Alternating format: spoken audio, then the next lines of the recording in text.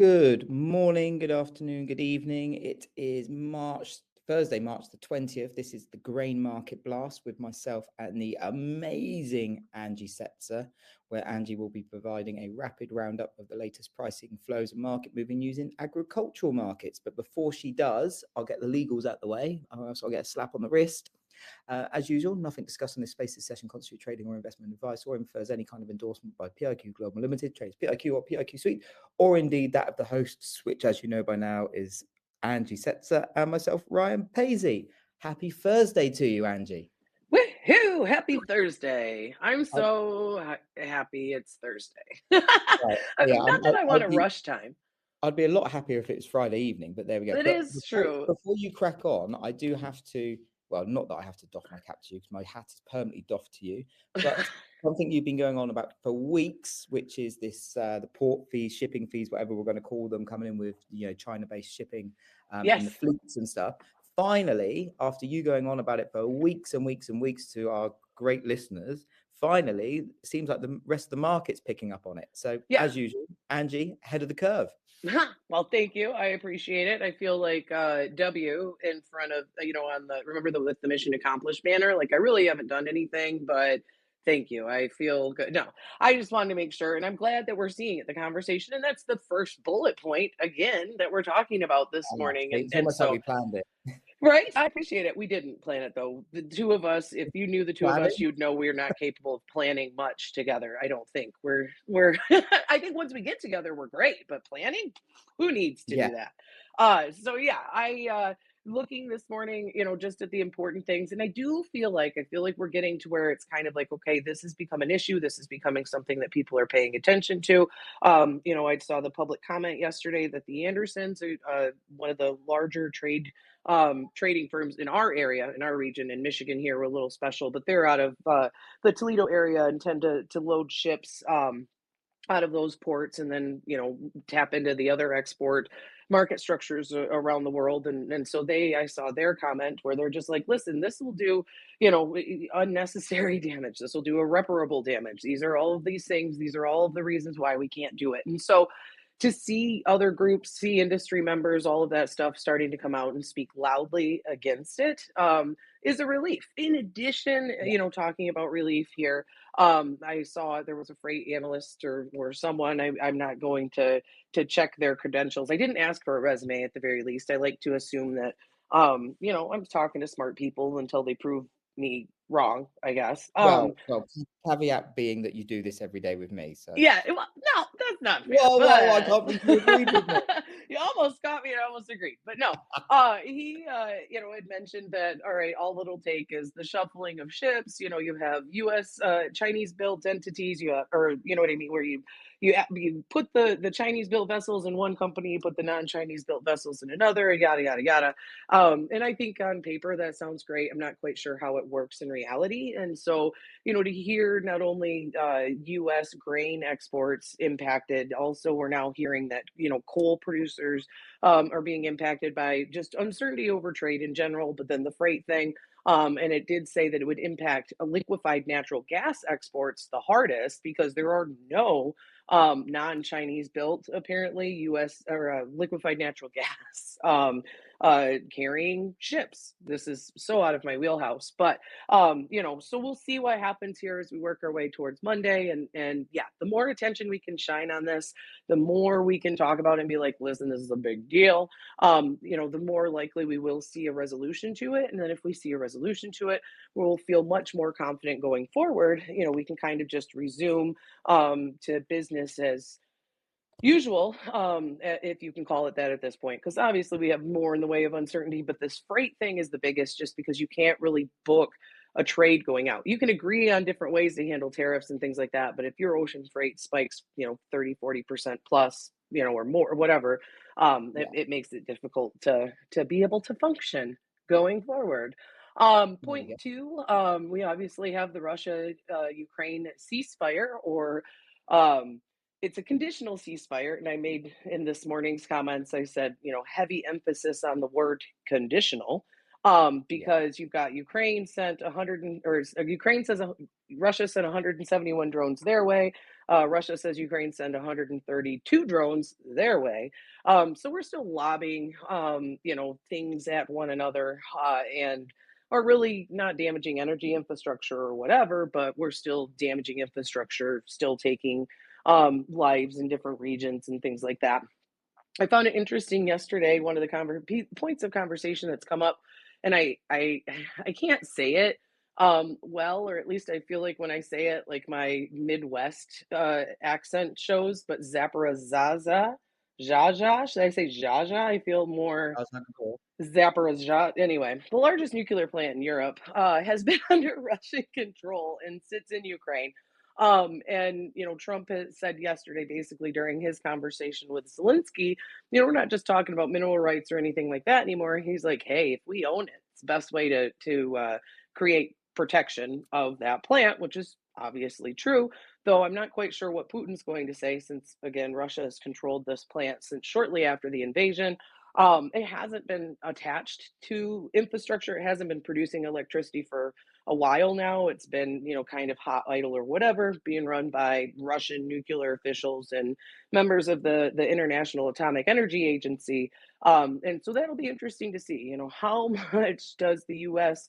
Own of Ukraine, or partially own anyway, of Ukraine stuff when all is said and done. And of course, the more that the US is present, the more that President Trump says, will guarantee Ukraine's security. And Zelensky seems to be kind of, he's seen the light, so to speak, where he seems to be a little amicable when it comes to making this happen, though.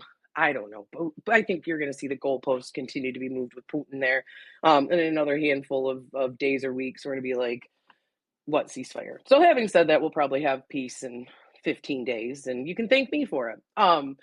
Other than Right. that, we're just continuing to watch, the situation in Brazil and the situation in cash markets around the world. Stuff's really starting to get interesting. We're hearing rumors now that Brazil is looking to source, or maybe has purchased, some corn out of the U.S. And Eduardo brought that up this morning.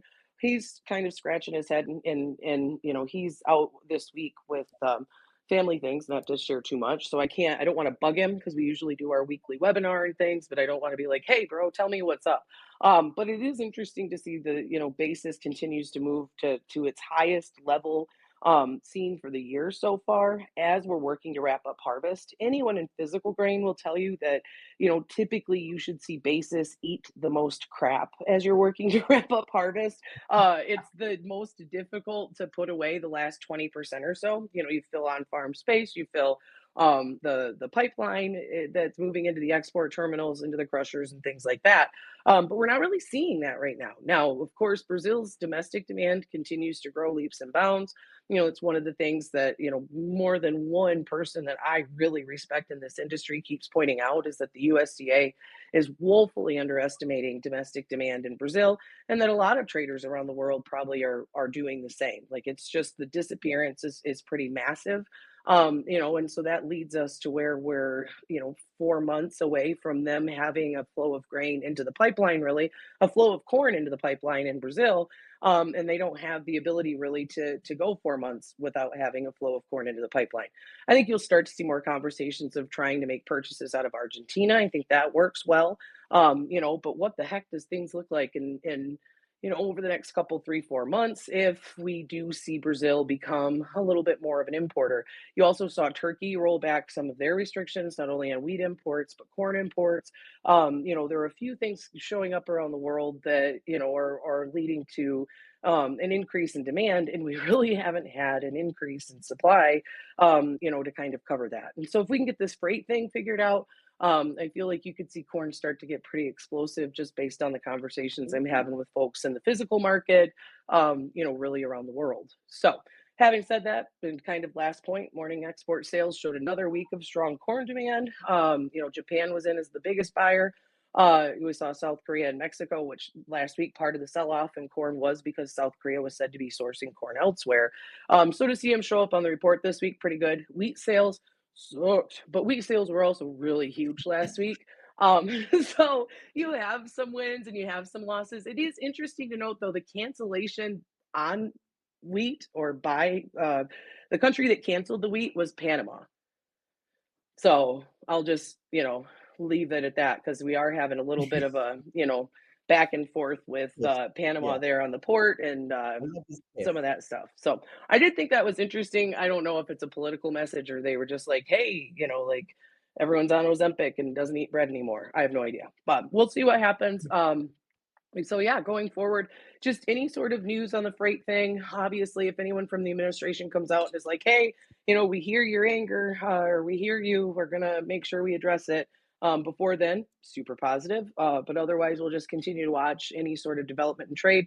It doesn't sound like the administration is going to give us too much in the way of spoiler alert. Like spoilers ahead of April 2nd, Liberation Day.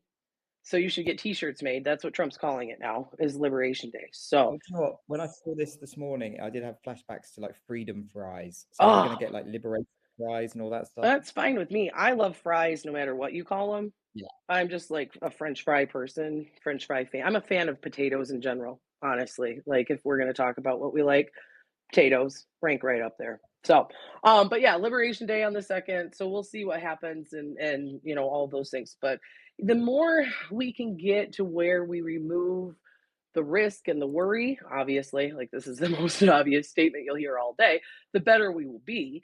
But I do feel like, we've kind of factored in. I kept telling my customers the other day, like, you got to get to the point of where you've sold the rumor, and then you end up buying the fact. And we always talk about buy the rumor, sell the fact, as being the thing that happens. But in bearish news, it's the opposite. And so I think, we've kind of gotten to the point of where everyone that was worried, has probably done what they could to liquidate their exposure. And now we just wait and see.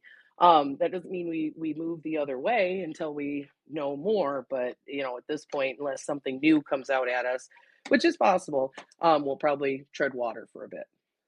So I think that's it. Nice. Oh, that was very Did succinct. you like Very that? It well. was a Probably. rhyme at the end too. Like I'm a poet and I didn't even know it.